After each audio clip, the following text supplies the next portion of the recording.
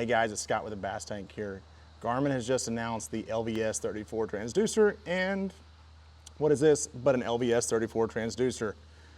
First impressions, it's bigger. It is most certainly bigger than the LVS32. We still have our three elements here. This other one's hidden. One feature that sticks out right away is this knob. Whereas before, when we had to connect this, when we actually mounted this, we had to take this bracket off and through bolt it this way. Well, what would happen is, if you ever rotated it, perspective, down, a few times out, and you guys all know what I'm talking about, you'd get a little wobble. Well, now I can loosen it, change positions, and I can lock it right down on the water. So here's the other thing that's really cool. If you're noticing, this bolt goes completely through. So right now, I'm in port side orientation and I'm in forward mode. There are three notches back here.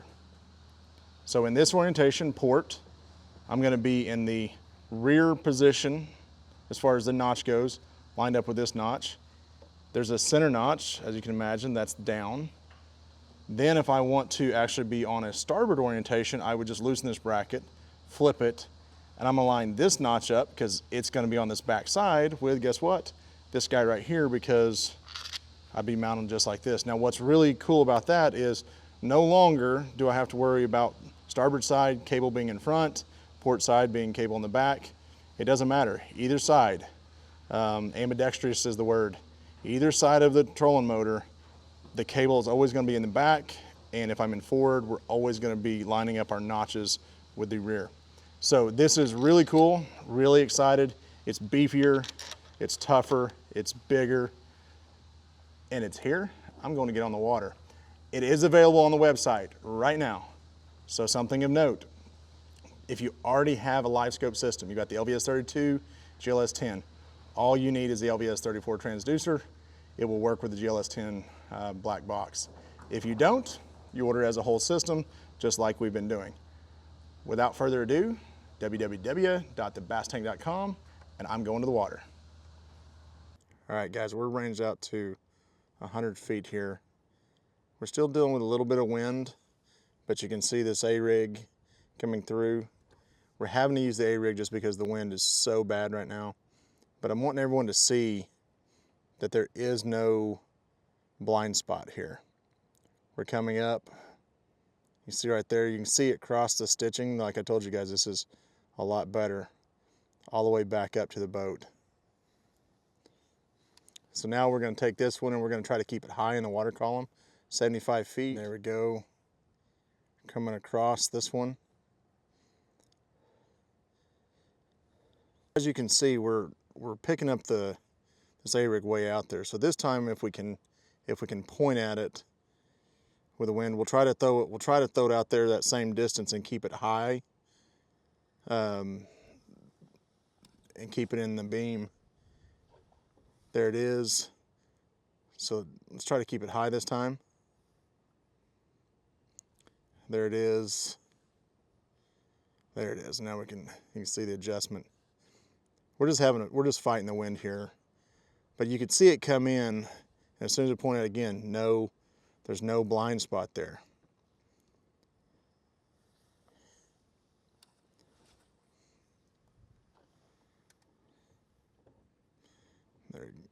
There you can see it coming across.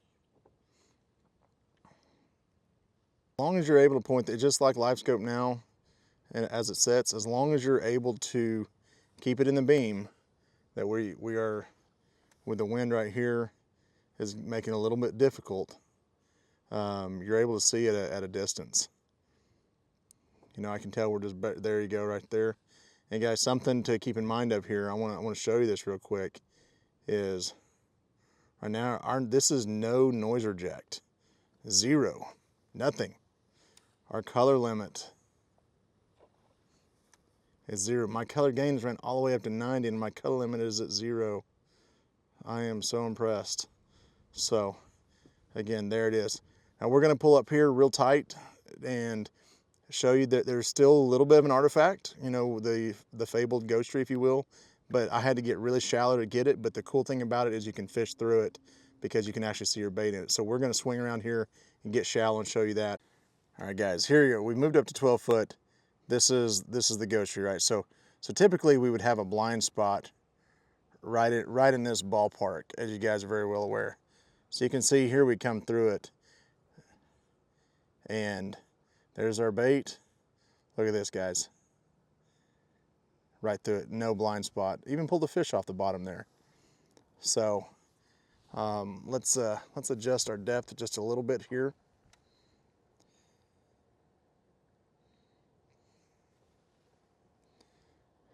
Let's bring this in a little bit tighter so you guys can see the exaggerate a little bit. Again, there it is, right here. We're in 6.5 foot of water. The blind spot should be right about there. You're about to see that it's just not, there's just no blind spot. So here comes our bait, come crashing through it. Now we're using a worst case scenario, guys. Like, this is not set up for this depth. So I am impressed. I am absolutely impressed. Live sonar, I don't care what brand it is gonna have this. It's the nature of it, okay? But the trick is, can you fish through it? And I'm gonna tell you right now, better than anything else, you can most certainly fish through this. Guys, this is our first look at the LVS34.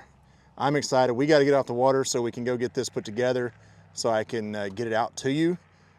Guys, excited. It's on the website right now, available for purchase. Pre-orders, I want to reiterate that, pre-orders, thebasstank.com, guys. Just got off the water with the new LVS34 transducer. It was really, really windy, and so it was kind of tough to talk. But I want to give you a breakdown. I'm back in the shop now. I'm back in my shop, and I want to be able to kind of give you the breakdown of what I saw. So first and foremost, as you saw on the initial, the Transducer Is Bigger. Much cleaner image. One thing I noticed right off the bat was being able to run with noise reject completely off and still keep my gain up there high. Really impressed with that. I played with noise reject a little bit. I ran it high, I ran the color limit high, color gain, all the different settings I messed around with. And realistically, I was still really, really happy with noise reject off. Gain, I was running the 75 to 76% range. Color gain, I still like a hot color gain personally. I was running about 85% on that. And, but all in all, really, really impressed. The thing that stuck out to me is how far out I could range, cast, and see my bait and track my bait back to the boat. Again, wind was just blowing us everywhere, so it was really, really difficult to control it. But there's a few times I was able to actually know that I'm actually pointing at my bait. Again, it's still a narrow beam. It's not like, hey, I can just throw out there and see it 5-6 feet, worth of a spectrum from that standpoint. But when I could line it up, like I know to do, like I've practiced with the LVS32, I could throw it out there, and I'm out there. One time I think, about 100 foot, and I could see my bait, and I could track it all the way back to the boat. Could see fish out there, So they've taken the LVS32, which is phenomenal, and they've just improved it. They've enhanced it, So also when I got that bait up underneath the boat, if you remember, sometimes those fish would disappear because of the angle of the transducer, and it just seemed like they would get there and like, where they at? And I didn't have that. It's every fish that came up and followed me all the back to the boat, I could see them the whole time sitting there. And if it wasn't so windy, I could have picked something up and dropped on them. Caught a couple fish without really trying. Just, again, the wind killed us. But I got to play. I got to be on the water. I got to try out the new LVS34 transducer. I am super pumped about it. The stitching on it, that's another thing I want to talk about, the stitching. With those rays coming down there at the bottom, you'd have a clean bottom. If you guys remember, every now and again you'd see a broken bottom on the LVS32. Now there's some things you can do to adjust that, but it was a really clean, crisp bottom. There was a spot on this lake that I know pretty well, and I went to that spot because I know what it's supposed to look like, and I compared it, and when I saw it, I was like, oh wow, that's really, really crisp, really good, you know, hard edges where there were supposed to be edges, and not all the kind of fuzz on it. You know, it's a rock pile, and so that was good right there as well. The target separation, you know, I could see a fish sitting on that rock compared to, okay, I think there's a knuckle on that rock. It was like, no, there's a fish sitting on that rock. So that was something that jumped out at me as well. So a lot of good for this new LVS34 transducer. The other side of that is the ghost tree. Let's just talk about the ghost tree for a second. I don't care what brand you run, that sonar, this type of sonar has the ghost tree. And I can point to it on any transducer I get to, even though it may be hidden. If it's hidden, it's filtered out. And anytime we start filtering things out, we have the possibility of creating blind spots or not get the image we want. It's on every forward-facing sonar out there. It's still there, but I had to put this thing in 5 foot of water in the worst case scenario to even get it. Even with it there, even with the ghost tree there, I could bring my bait through it. There wasn't the blind spot that we've all been, you know, dealt with from time to time. It wasn't there. I could see my bait come through it. I could see fish swim through it. I was in 5 foot of water, ranged out to like 85 feet, and I could still use Livescope. That was the other thing that was really impressive. I'm really thinking in my head how I can use this shallow without having to even have perspective mode running, actually targeting fish in that shallow water. So I'm super pumped. It's available on the website. I'm gonna shut up so we can get this all rendered, get this out to you, but I am super pumped. LVS34 Livescope Plus is here. Thanks for tuning in, guys.